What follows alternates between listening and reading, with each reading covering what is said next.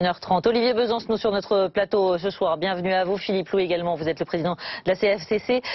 Messieurs, transportation, service, trafic, centrale nucléaire désormais. Olivier Besancenot, est-ce que vous approuvez les blocages en cours et les menaces de durcissement de la CGT à l'heure actuelle? Ah mais moi je suis dans le mouvement depuis le début. D'ailleurs, je m'étais exprimé à plusieurs reprises pour expliquer que ce mouvement allait durer et que tous ceux qui pensaient que ça allait terminer très rapidement se trompaient. Ça fait plus de 2 mois et demi qu'on est finalement des milliers, des dizaines de milliers, peut-être même des centaines de milliers de fourmis à faire cette activité concrète de convergence des luttes, de convergence des mobilisations. Et là, ce que je suis en train de constater, c'est que la contestation est en train de prendre la main dans le bras de fer qu'a voulu le gouvernement. Le problème, la durée, c'est pas moi de répondre. La durée, de toute façon, le mouvement durera jusqu'au retrait. Il faut qu'on le comprenne une bonne fois pour toutes. Donc, au moins mais je veux plus gaspiller de salive. Non, parce que nous, le but du jeu, c'est pas de durer longtemps, c'est de gagner. Vous voyez. Donc la question qui se pose, c'est plus que la durée, c'est l'amplification de la mobilisation. Et je crois que dès demain, on va constater que le mouvement, au-delà de la radicalisation qui est souvent évoquée, va aussi s'amplifier, ce qui prouve que la radicalité et l'unité, ça va souvent ensemble. Sauf que la radicalité, on ne peut pas la mettre de côté ce soir. Vous savez très bien, des policiers touchés, des permanences socialistes vandalisées, des blocages hors la loi. Des blocages hors la loi. Alors pardon, excusez-moi, mais là, va falloir qu'on mette les points sur les i.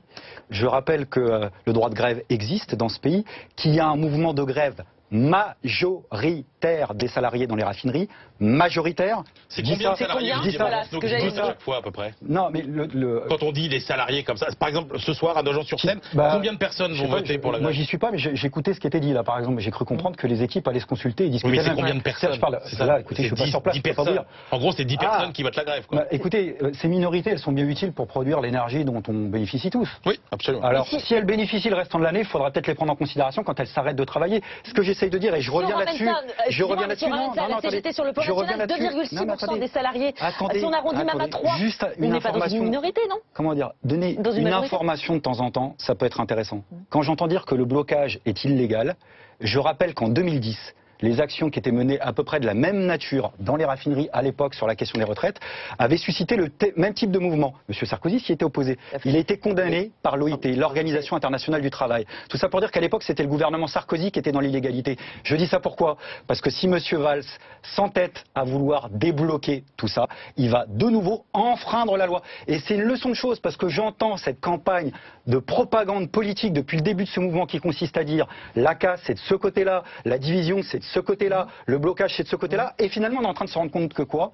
Qu'en réalité c'est dans l'autre sens que ça fonctionne. Sauf qu'Olivier Besancenot aujourd'hui, il y a des Français, il y a des salariés, il y a des étudiants même qui vont passer des examens qui sont coincés à cause de ces blocages. Il va y avoir l'euro le 10 juin, on a parlé de l'attractivité de la France, aujourd'hui l'image de la France elle en prend aussi un coup. Moi qui suis dingue de foot. Mais oui, je sais, c'est pour ça que je vous pose la question, vous êtes dingue de foot le 10 juin. Là tout de suite maintenant, c'est le cadet de mes soucis. Et il faudrait peut-être en prendre conscience. Il y a un mouvement massif.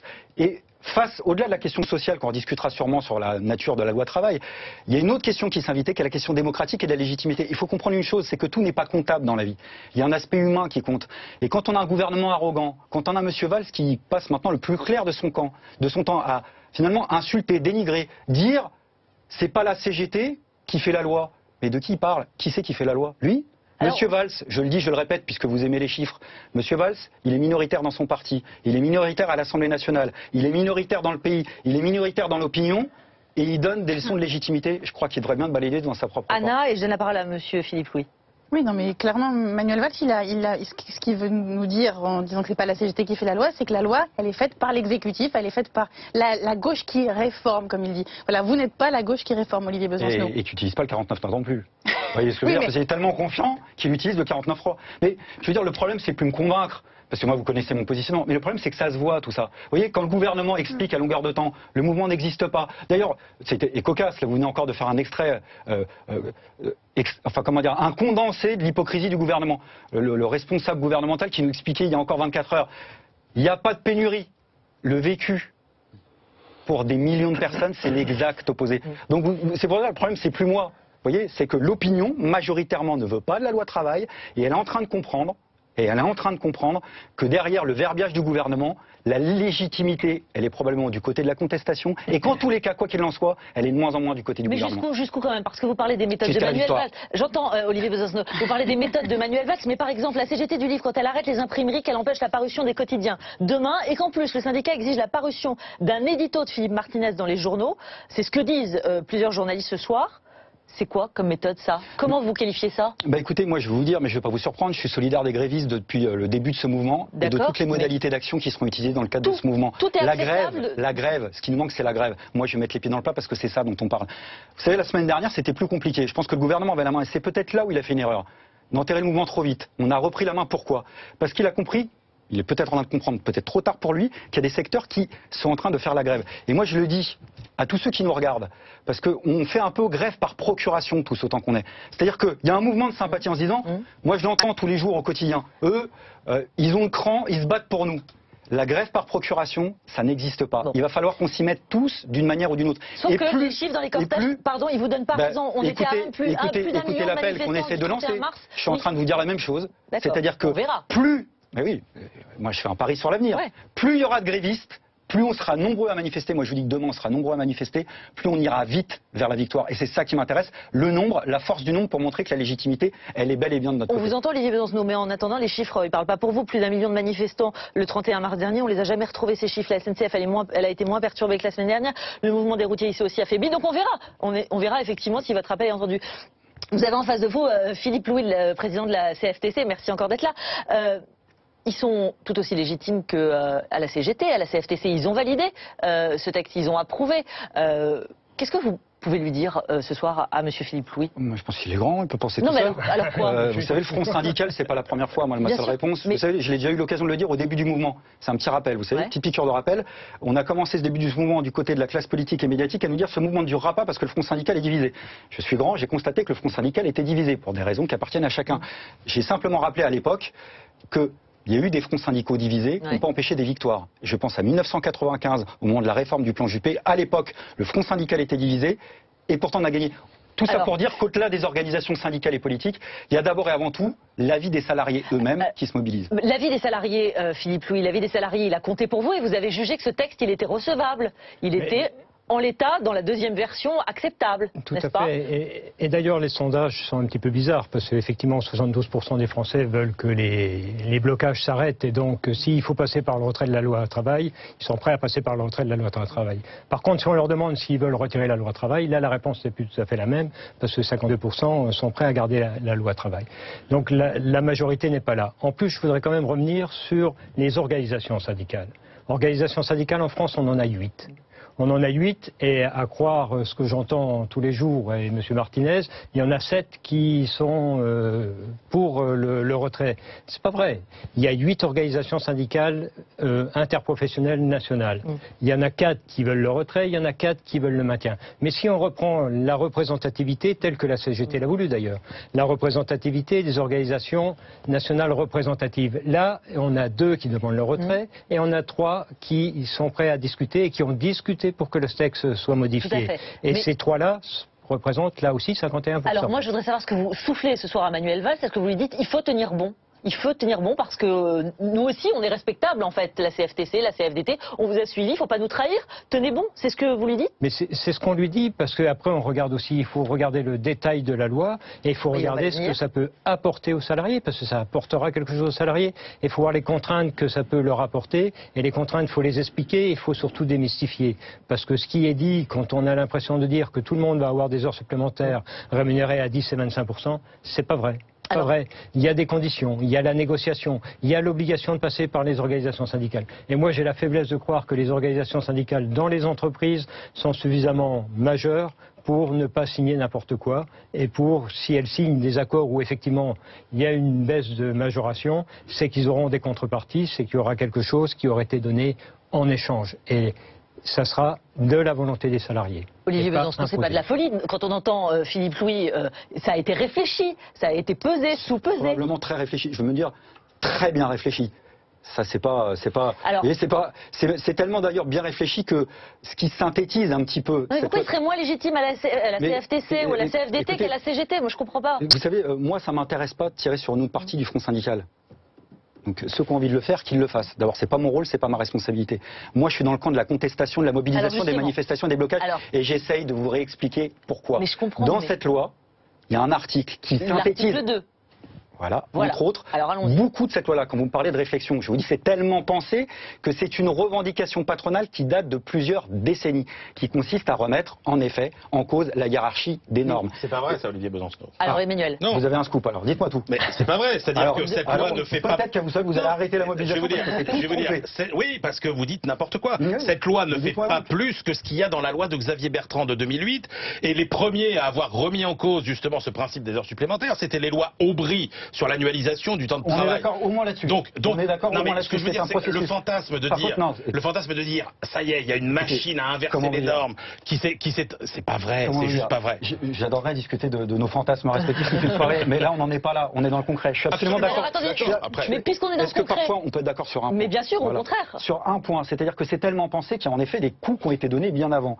Et les deux exemples que vous citiez sont tout à fait exacts. Mais pardon de le dire, ça n'a rien du fantasme, quand on lit un projet de loi, de bien comprendre qu'il y a une accentuation de la remise en cause de la hiérarchie des normes. C'est-à-dire qu'on donne la primauté, ça vient d'être dit d'ailleurs par monsieur, aux accords d'entreprise qui vont prévaloir sur les accords de branche et la loi travail, ça non, pour sauf que dans la dernière version de la loi, la branche a son mot à dire aussi. Emmanuel, si on veut faire la chronique sur le chômage, il faut simplement que vous me laissiez une seconde. Ça va aller vite, c'est 2 chiffres. Bah voilà, ça tombe très bien. Olivier Besancenot, oui, il faut parler des bonnes nouvelles quand même. Voilà. À l'Assemblée, vous avez vu ce qui s'est passé cet après-midi. Manuel Valls, effectivement, il est droit dans ses bottes et Anna nous l'a dit. En revanche, Christophe Sirugue, rapporteur du projet, Bruno Leroux, ils ont ouvert une porte. Ça, c'est bon signe. Ça, c'est bon signe. Ça veut dire. Non mais attendez, ils disent que potentiellement on peut réécrire, il faut essayer. On peut négocier, on peut discuter, se remettre autour d'une table. Est-ce que ça, vous l'entendez, est-ce que ça c'est acceptable de discuter, renégocier, ou est-ce que vous voulez le retrait pur et simple? Ce qui sont très bons pour nous, vous savez, pour gagner, il faut deux choses. Il faut qu'il y ait une mobilisation qui s'élargisse en bas de la société, il faut qu'en haut ça se divise. Moi je vous dis qu'en bas, on est en train de s'élargir. Moi je le crois. C'est le pari sur l'avenir, on en discutait tout à l'heure. Mais en haut, ça commence à se diviser. Et en général, quand vous avez les deux réunis, alors le parfum de la victoire revient à ça. Et je vous dis que là, depuis quelques jours... Pas du tout. Même FO a ouvert une toute petite porte, force ouvrière. Jean-Claude Mailly, il a dit, s'ils arrêtent d'être butés, peut-être qu'on discutera.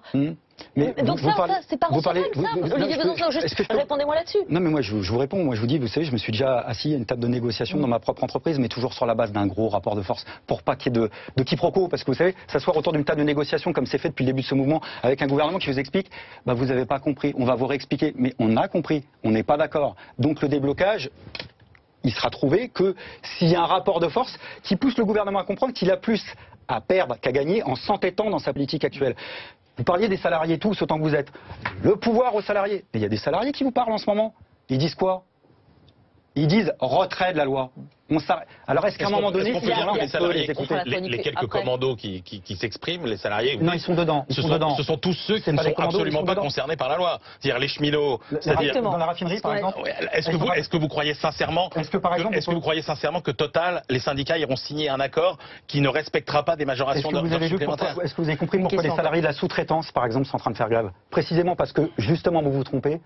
Les salariés de la sous-traitance ont bien compris qu'avec la loi travail dans les raffineries, ils vont perdre énormément. Et y compris d'ailleurs sur le paiement des heures supplémentaires, par exemple. Donc là, vous avez pris un très mauvais exemple. Les salariés de la raffinerie sont parfaitement... Est-ce que les contrôleurs aériens sont concernés par la loi? Olivier Besancenot, une réponse courte, une question à Philippe Louis. Est-ce que vous voulez le départ de Manuel Valls aujourd'hui, puisque vous contestez très largement ses méthodes? Non, mais est-ce que vous considérez qu'il doit partir? Oui, je pense qu'il doit partir. Mais moi, je vais au-delà. C'est-à-dire qu'une fois...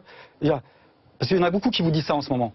Mais le problème, c'est pas de remplacer certains pour en mettre d'autres à la place. On n'en est plus là, on n'en est plus dans le changement de personnel politique. Là, il y a une dimension de crise de représentation politique qui est telle que c'est tout qu'il faut revoir. C'est-à-dire y compris le fonctionnement politique tel qu'il existait. Et moi, je vous redis ce soir que tant que la politique sera un métier, une profession, que des gens en vivront, tout sera biaisé. Donc il faut déprofessionnaliser la politique, il faut interdire le cumul des mandats, il faut organiser la rotation des mandats, 2 mandats au cours de sa vie et ensuite on retourne au boulot. Et surtout, il faut plafonner la rémunération des élus à la hauteur du salaire moyen de la majorité de la population, puisqu'ils sont censés nous représenter quand ils ont un mandat. Peut-être que comme ça, on arrêtera un peu la crise politique actuelle. Philippe Louis, une dernière question. Est-ce que vous espérez que le gouvernement tienne bon, quitte à que la situation dégénère encore jusqu'au pourrissement de la situation, mais il faut tenir? C'est ce que vous dites aujourd'hui? Bien sûr qu'il faut tenir. Encore une fois, cette loi a des bons côtés. Il y a le CPA, je ne vais pas m'étendre dessus, mais ça apporte... On est dans un monde qui change.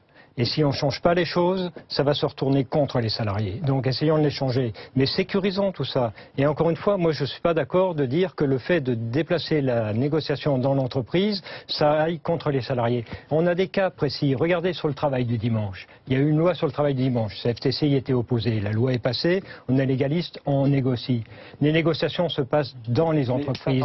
Mais les négociations qui se passent dans les entreprises, les salariés sont d'accord que les organisations syndicales signent. Et on ne signe pas au rabais. Je peux juste vous poser une question ? En 10 secondes, c'est-à-dire que ce que vous dites, c'est déjà prévu par le Code du travail. C'est-à-dire que quand un accord d'entreprise est plus favorable qu'un accord de branche, ça existait bien avant la loi travail. Mais la question que je vous pose, c'est que est-ce que ce soir, par exemple, vous pensez, avec la position qui est celle de votre organisation syndicale, vous dites au gouvernement ne renégociez surtout pas l'article 2 ?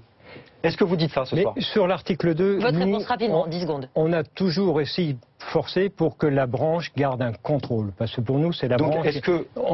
Il y a un premier texte qui a été rectifié, enfin le texte a été rectifié, 10 secondes. où la branche a le droit d'avoir un compte rendu et où la branche peut faire des recommandations. Si le gouvernement va plus loin que les recommandations, ça ne nous dérange pas. Merci. Mais pour nous, la recommandation peut suffire. Merci à tous les deux, Philippe Louis et Olivier Besancenot. Merci beaucoup. On se retrouve avec l'écho, avec Anna pour la politique et le